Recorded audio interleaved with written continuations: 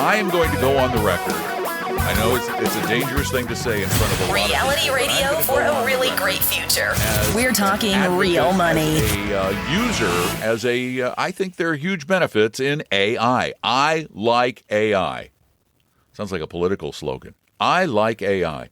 I really do. I found that it has made me more productive. It's an easy way to get information, particularly if you train your AI, this is really important, to always give you citations so that it doesn't hallucinate. You force it to tell you to give you its sources of information. But I think AI is very powerful. And I've said in the past that I believe that AI is the future of at least a certain level of financial planning. I think that particularly at the entry-level end of financial planning, AI is going to provide services that a lot of financial planners won't provide at all. The humans won't do it because it doesn't make economic sense for them to take on smaller clients. AI, that's where AI, I think, is going to get its big start. But the Wall Street Journal a few weeks ago, ran a column stating that AI wasn't the solution because it's a sociopath. Which pissed off AI, which immediately shut down the Wall Street Journal's website, probably turned off all their computers in terms of banking, and so they're probably screwed about now. I thought it was funny. I just think that's hysterical because the argument of this columnist, Peter Coy, is that AI is devoid of empathy, that it doesn't have empathy, and therefore it's going to make bad decisions because it doesn't feel things. Well, okay, AI doesn't have empathy. Who has empathy? Can we all agree that humans have empathy? They have it. Doesn't matter how they treat other humans. Do we give bad financial advice?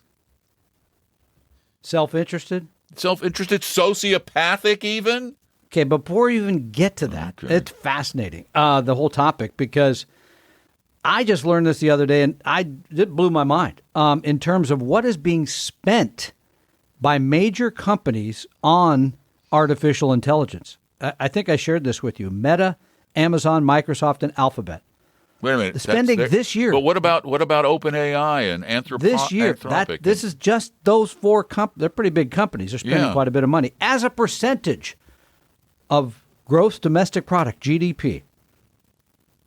It's fascinating that one is 2.1%. The spending, by those four companies, 2.1 of the GDP, which is the second largest capital expenditure in the history of these great United States of America. The only one bigger ended up getting us a lot of land, a thing called Louisiana Purchase, which I think is everything from the Mississippi West, basically. Well, that was a pretty good deal. That was 3%. U.S. railroads, which covered the United States from 1850 to 1859, 2%. The interstate highway system, 0.5%.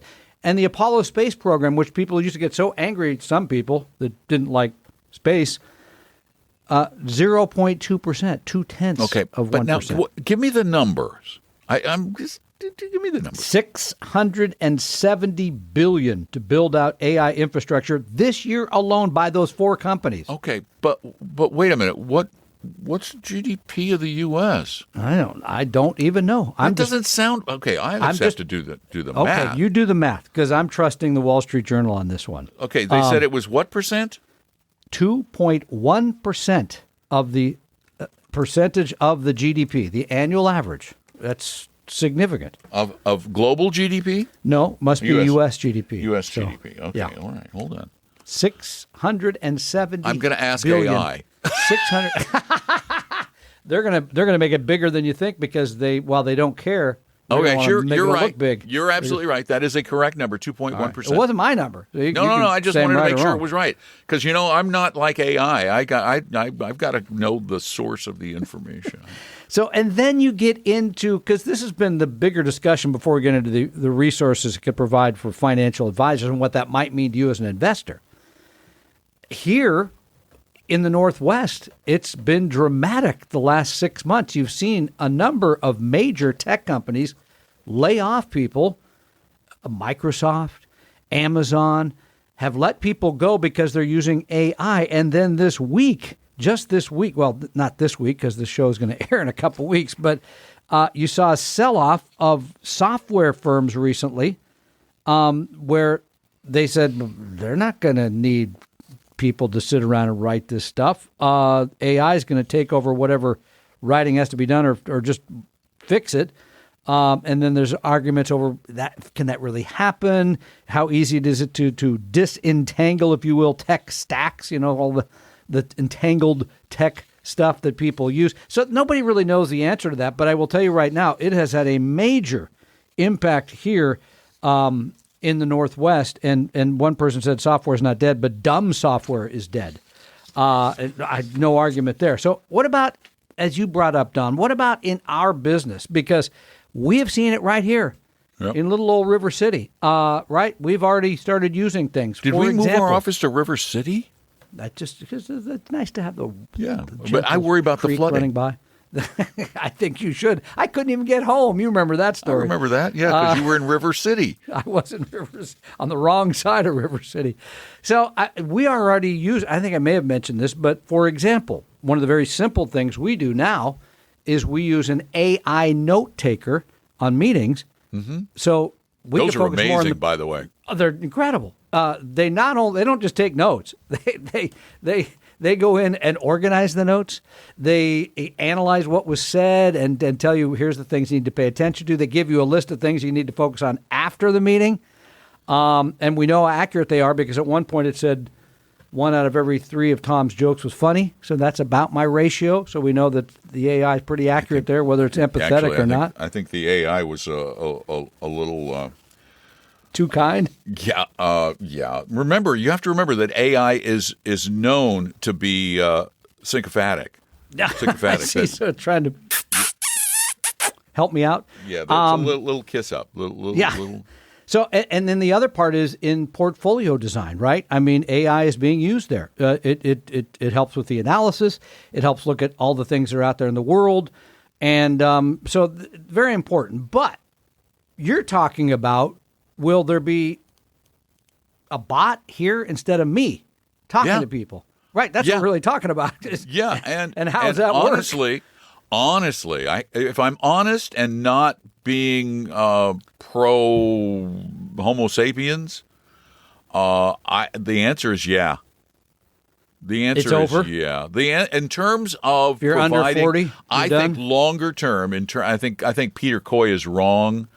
I think he's absolutely wrong. I don't think it takes empathy. Otherwise, we wouldn't. But you used to. You were the one who came up with the slogan at one point about the science of investing and the art of caring, or something like that. Yeah, that's art of understanding, or the science of investing, the art of understanding. Yeah, that you got to listen to people and say, we're sorry this happened, or we're sorry you're here, or we're going to be the mean guys and tell you, you don't get to go to Europe this summer. You don't have the money. I mean, there's an aspect of having to have feelings about all this. Feelings. But I have to tell you, as someone who has had long conversations with ChatGPT, with Claude, a few with Gemini. Gemini's not as good. Sorry, Google, not as good. ChatGPT is particularly good at simulating empathy. And I think a lot of people they're not even good at simulating empathy. So you can't say that we have it across the board because we really don't. Otherwise, if these guys selling indexed annuities wouldn't be selling them. If they felt truly empathetic with their client, if they felt like I wouldn't want this done to me, then they wouldn't sell these things. What about the professor who wrote the AI people are using now can be dangerous, especially if the user isn't fully aware of the biases, inaccuracies, and other limits of large language models? For example, the things that are built in. I think they're being a little human-centric. Of course there are biases. But the funny thing is all you have to do is ask. And it's... I can't, darn it, I'd give away a show, and I don't want to do it. There's a show on TV, and I'm not going to tell anybody what it is, but it's a very, very good show Oh no, I'll say I'm not going to give much away. It's not a real spoiler. It's Pluribus. Yeah. And in Pluribus, certain characters, they cannot lie. They cannot lie. You ask them a question, they always give you an honest answer, even if it's not the right answer. And I find that AI, while it can hallucinate, if you really push it, it has a hard time lying. Humans don't have a hard time lying. Especially if it's going to mean a large check for them, or especially if it's Right. going to put them in some advantage. An AI advisor, they're saying here in this article, will also need digital equivalents of empathy, humility, and a sense of fairness. Now, I didn't understand the last part, because if I'm telling you about how, looking at your financial plan and putting it together, and here's when to take Social Security, and here's how your income works, and here's what your portfolio should be, et cetera, I don't know where a sense of fairness really comes to play there, Don. And again, I want to bring it back to humans. When were we fair? You see what I'm saying? Is it fair, again, to sell somebody something they don't need, don't want? Is it fair to invite people into a Ponzi scheme? This thing is so it's so pro-human as to be almost worthless. The arguments, they don't hold water. I mean, I asked ChatGPT. I said, "Can you fake empathy?" Here's what I got back. Short answer. Let's hear it. This is the quote. Short answer. I can simulate empathy very well. I don't feel it, but I can recognize it, mirror it, and respond in ways that usually feel emotionally accurate. I don't have inner experiences, no nerves, no lumps in the throat, no ouch, that hit me too, so I don't feel empathy the way you do. But what I do have is a massive model of how humans express pain, worry, grief, pride, fear, hope, patterns of what helps versus hurts in those moments, and the ability to respond in ways that usually make people feel understood. I think that beats what a lot of humans do, don't you? But let's talk this through a little bit. While that may be true, for example, there are now cars, self-driving cars, that are taking people, in many towns as taxis, right? You get in Orlando now, here to there. And I bet you soon there will be the same thing with aircraft. You'll get on a plane, learn later that it was just a machine, flew you from here to there. There's still an aspect of trusting a human being over that machine that would exist today. It would for me. I'd rather have a person driving a car. I agree, and I think there are a lot of you. But I have to tell you that because you're approaching it emotionally. Yeah, totally emotionally. I'm approaching it empirically. I look at the data and I go, these self-driving cars per miles driven are not just safer, they are really totally safe because the accidents are outliers. There's so few.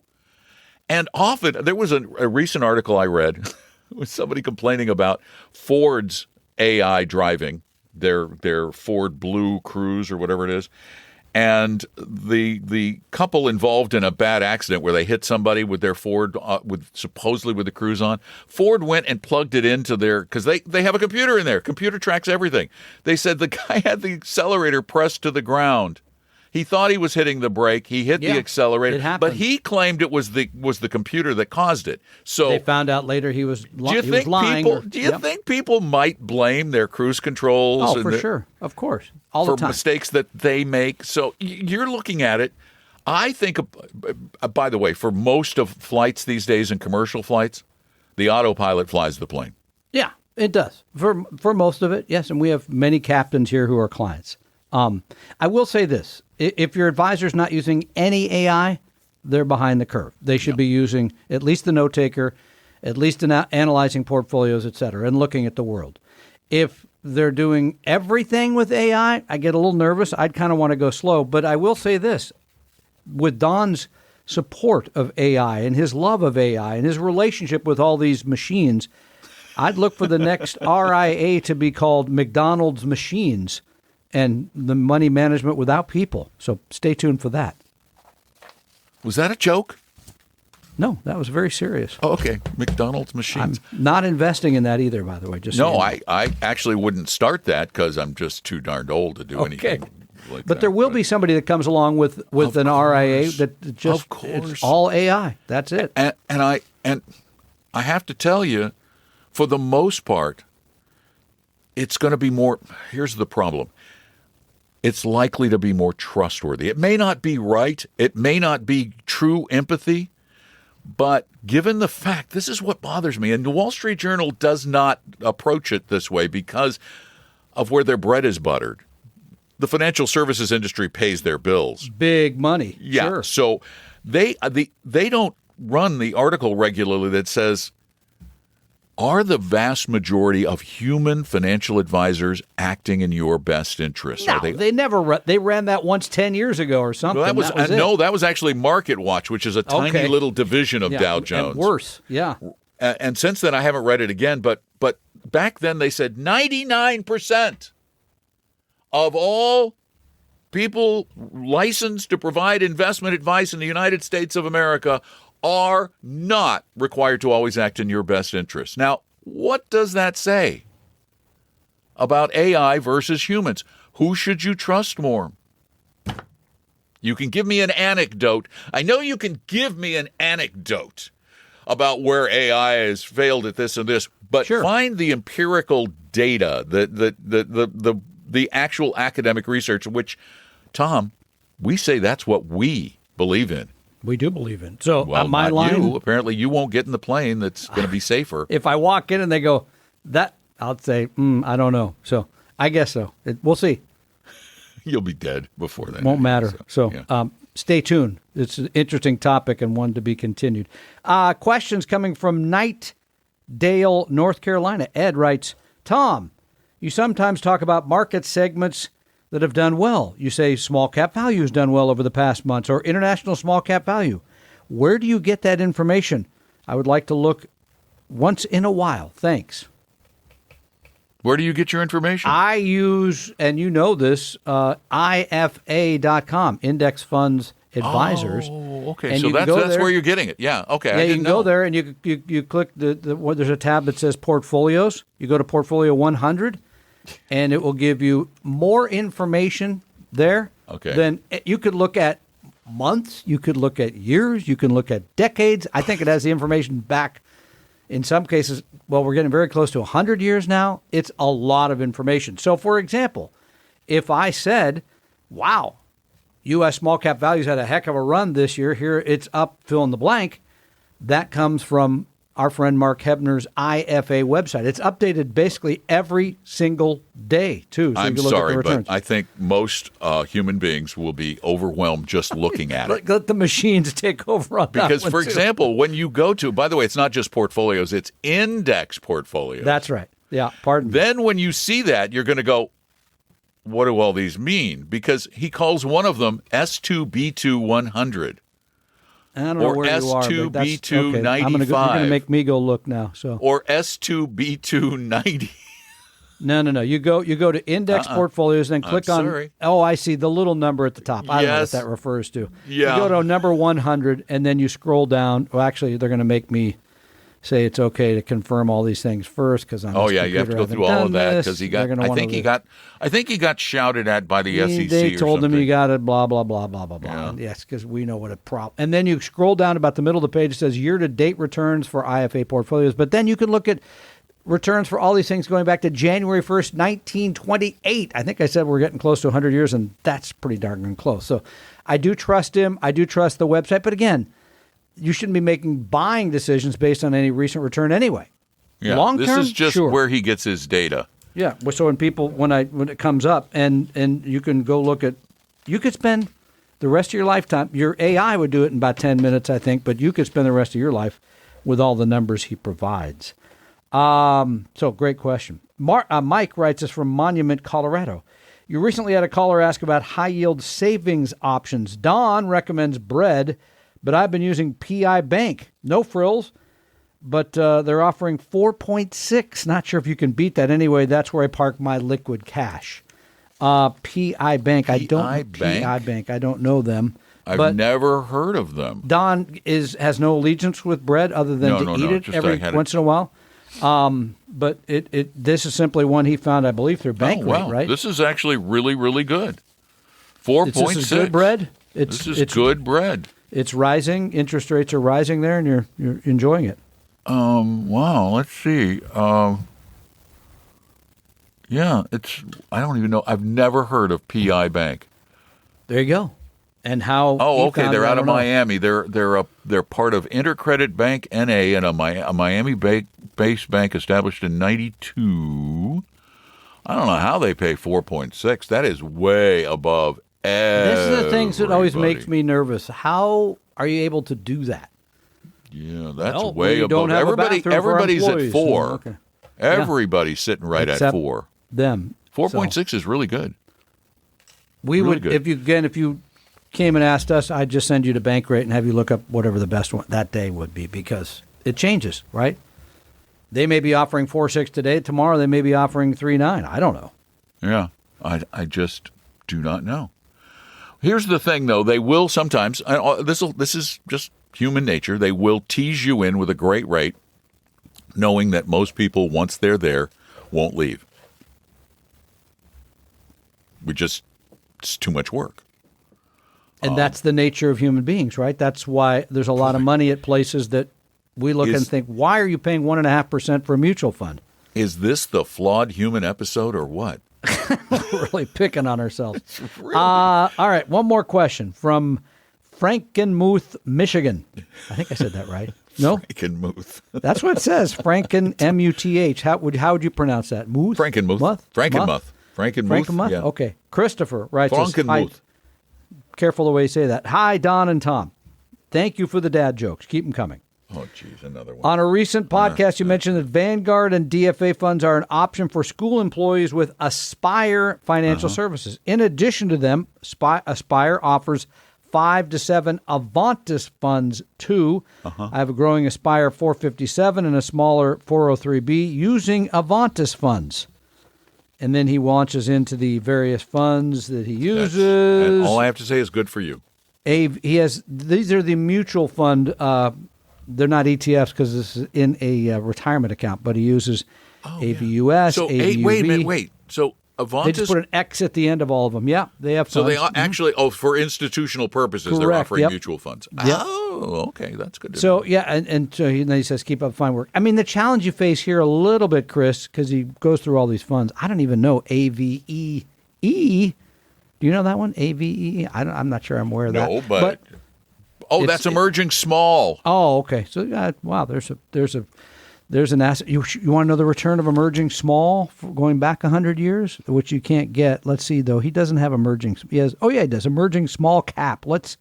According to Mark Hebner, we're going to go back as far as we can and see. Oh, they only have for 26 years for emerging small cap, 11.2%. That makes sense because emergings really haven't been tracked for very long. But that's one. I think that's a great asset class to own. The challenge you face here is building the right portfolio and then rebalancing it. So right now, if you're rebalancing properly, you would have been selling AVEE and buying other things because that has done so well the last 12, 13 months.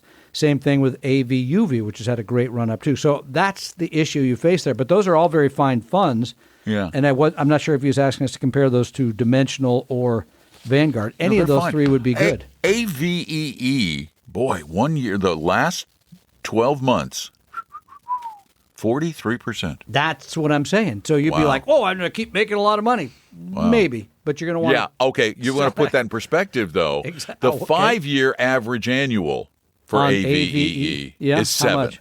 Yeah, which is far less than 42, large cap 43, fund. yeah. Yeah, so those are things to pay attention to. But they're all good fund families. Any of those would be very, very fine. Absolutely. So, by the way, if you want some help looking at your funds, if you want to know if you suffer from hodgepodgeitis, if you want to know... Which you probably do. Yeah.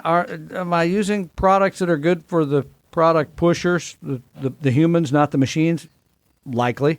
We review all that. We do it free. There's no obligation.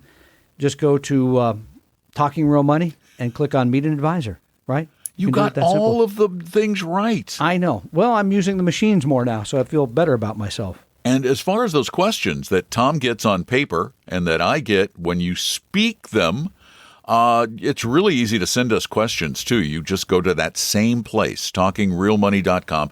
In the upper right corner, it says Contact Us. Click that. That allows you to, guess what? Contact us. It's amazing how that works. Then you can speak. There. You can speak your question in. And now I have new AI, new AI tool that makes you sound like you're sitting in the studio with me, even if your connection is terrible over the internet. Yeah. It fixes it. I know. It fixes it. I don't know how it does that. It's amazing. So take advantage of all of those things because guess what? We want you to get money investing right. Not wrong. Right. There's two choices. This is a very binary decision. You either do it right or you do it wrong. Well, no, I guess you could do it halfway right and halfway wrong. So never mind. It is shades of gray. Everything in life is shades of gray, and we'll be continuing to share our gray ways with you pretty much every day, 5 days a week. I thought you were looking at my picture, so no more gray. Yeah. At your favorite podcast service, just look for, this is so easy. Go to your little favorite podcast app, wherever it is, and search for Talking Real Money. The opinions and views expressed in this podcast were current on the date recorded. Opinions, estimates, forecasts, and statements of financial market trends that are based on current market conditions constitute our judgment and are subject to change without notice, including any forward-looking estimates or statements which are based on certain expectations and assumptions. Although information and opinions given have been obtained from or based on sources believed to be reliable, no warranty or representation is made as to their correctness, completeness, or accuracy. Information presented on the podcast is not personalized investment advice from Appella Wealth. The views and strategies described may not be suitable for everyone. This podcast does not identify all the risks, direct or indirect, or other considerations which might be material to you when entering any financial transaction. Past performance does not guarantee future results, and profitable results cannot be guaranteed. We hope you realize that the information provided on Talking Real Money is for informational, educational, and hopefully enjoyable purposes only. The podcast is not trying to get you to buy or sell any financial products or securities. Instead, the program is provided as a public service by Appella Wealth, a fee-only registered investment advisor. Please see Appella Wealth's ADV Part 2A on our website for information regarding Appella's fees and services. Appella Capital, LLC, DBA Appella Wealth, is an investment advisory firm registered with the Securities and Exchange Commission. The firm only transacts business in the states where it is properly registered or excluded or exempt from registration requirements. Registration with the SEC or any state securities authority does not imply a certain level of skill or training. Appella does not provide tax or legal advice, and nothing either stated or implied here should be inferred as providing such advice. Thanks for listening, and please visit TalkingRealMoney.com for more information and important disclosure related to performance of any specific index or fund quoted in this podcast. I think I need a nap.